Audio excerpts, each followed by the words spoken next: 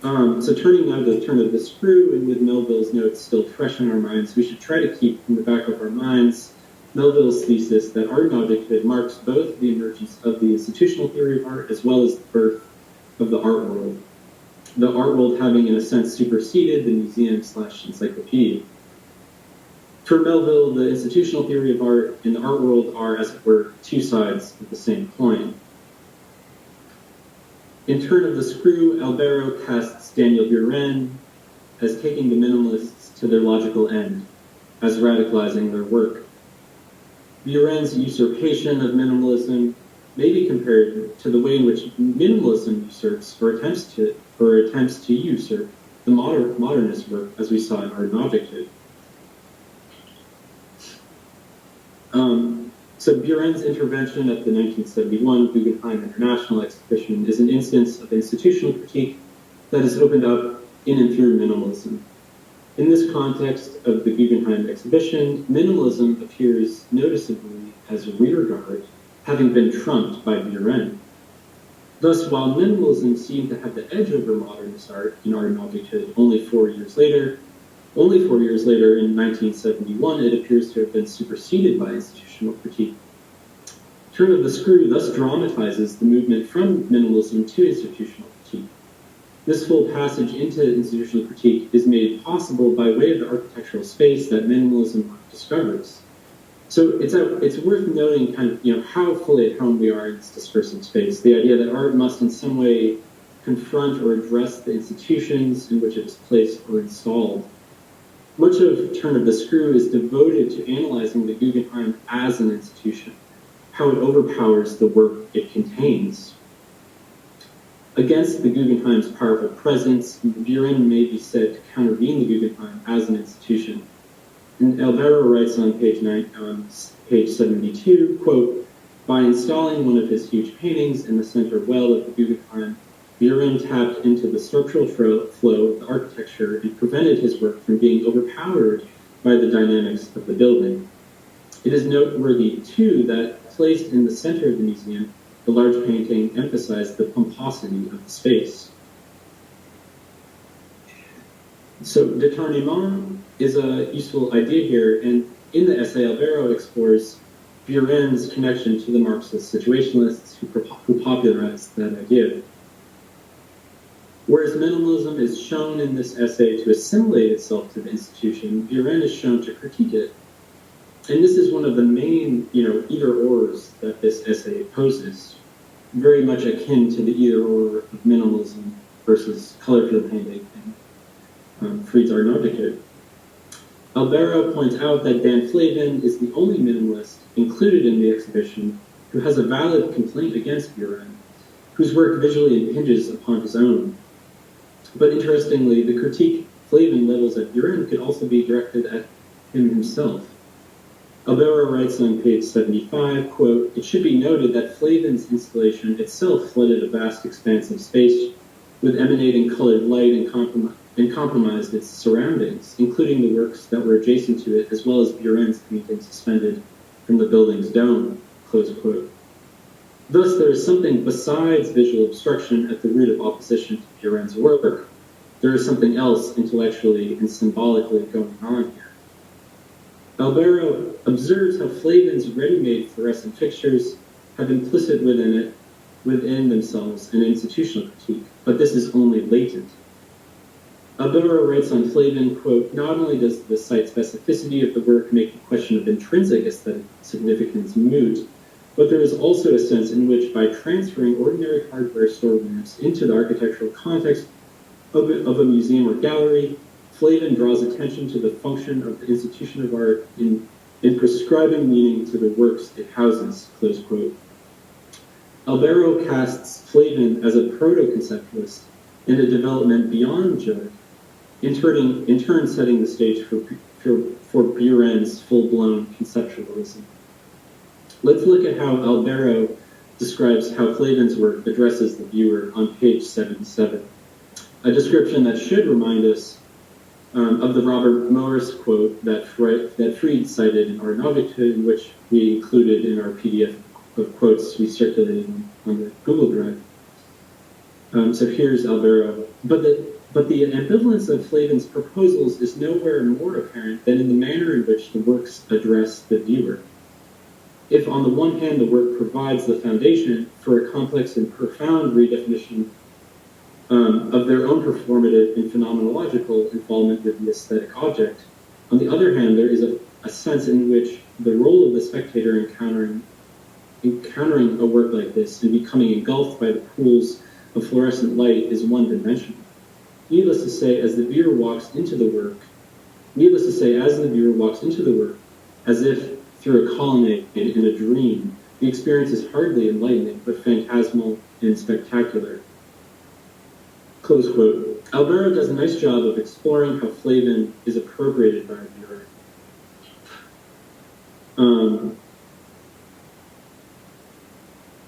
He casts Buren as offering a reading of Flavin in much the same way that minimalism offers a reading of modernism. And we may remember here, there's kind of like this crucial quote from Arnavik that I always come back to, where Fried says something to the effect that minimalism is a response to the same developments in modernist painting that modernist painting and sculpture is responding to, but those developments are seen theatrically, right, by minimalism. So they're both responding to the same kind of trajectory, just there's this kind of parallax view, as it were. Alberro writes, quote, but at the same time that Buren's work is deeply involved with and embedded to the proposals of this minimalist precursor, I want to suggest that it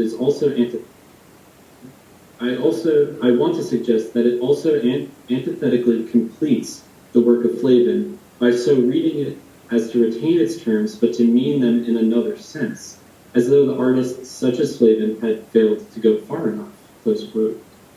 Alberro further observes that, quote, Buren's installation was much more dependent on the specificity of the architectural space than that of his minimalist counterpart Flavin,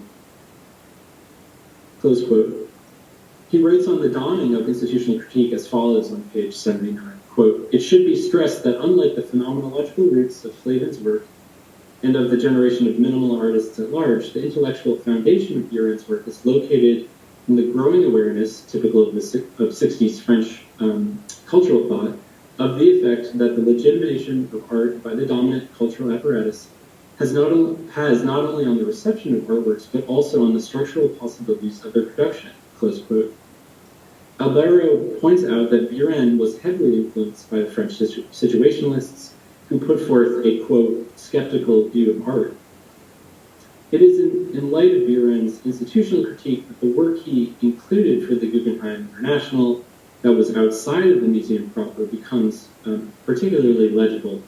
And here's Alberro on page 80, quote, thus, while inside the museum, the striped canvas drew its meaning from its relation to other works of art in its architectural and institutional context, the same motif placed outside of these parameters was merely a banner, without significance as an art object to an uninitiated beholder.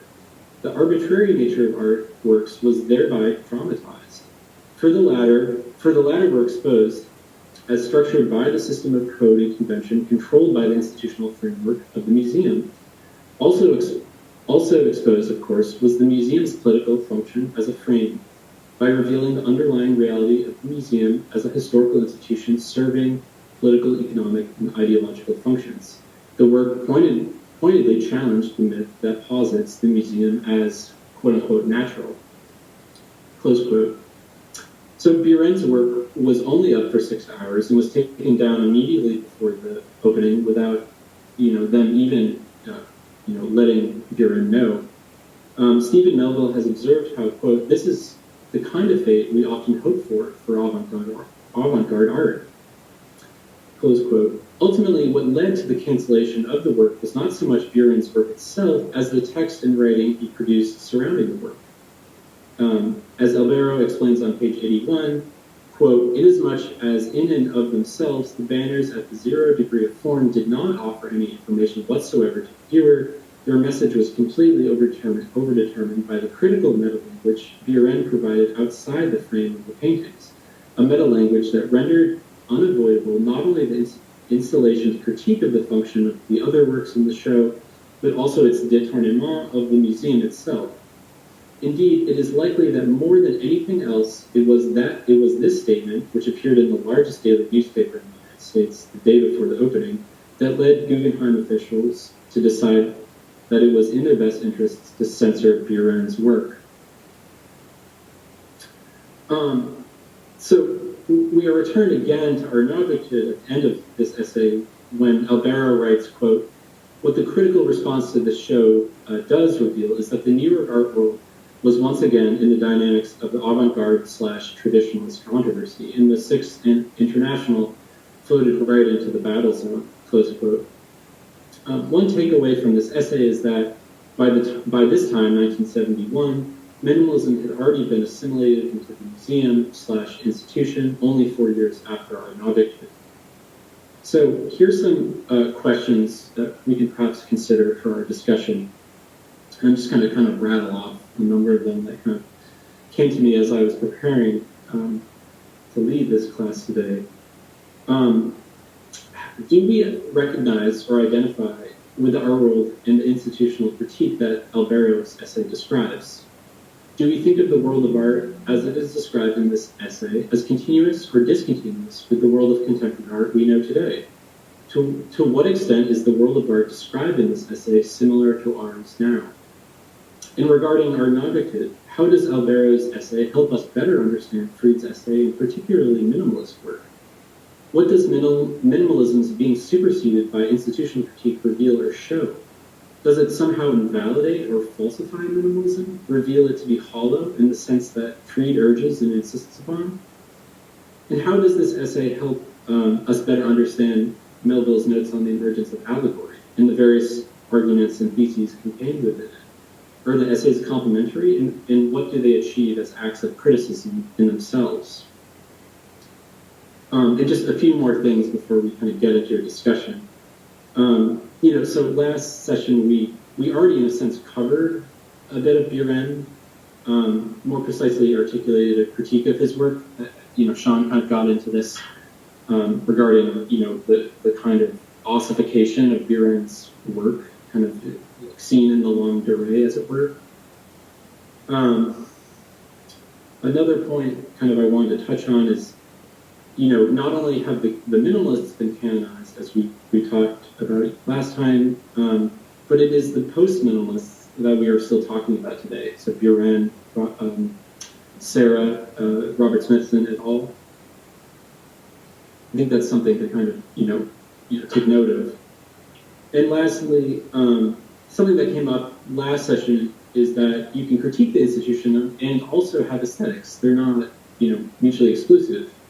Or in the case of conceptual art, it still has to work aesthetically to succeed, which is something Sean kind of insisted upon in his own take on conceptualism, which raises kind of the question of what if Buren's painting had depicted something other than his trademark stripes? Could it have worked if he had, if it was a painting, if it was some landscape?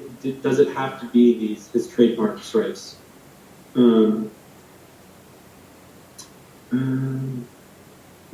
That's basically all I really had prepared. And I also, I kind of sketched out this really kind of rough, kind of like diagram of some of the, and I think there's a lot to argue with here, but kind of like some of the main, events and trajectories we're kind of dealing with in this class already. And, the stuff on the bottom of Kant is kind of, kind of silly. It's not really worth looking at. But, I do think that in some ways the kind of maybe like an unspoken thesis of this seminar in a certain way is at the very top, namely this kind of becoming, as Sean has talked about to me, like the becoming historical of postmodernism, that now postmodernism is almost a discrete historical category that we can analyze as, in some sense, having some closure to it. And anyway, so that was kind of just something I wanted to throw out there. But I'm curious, what people's what folks' reactions were to these essays, and what you guys thought worked or didn't, and maybe how the essays shed a certain new light on Freed and art and objecthood. Yeah, I'm interested to hear anything.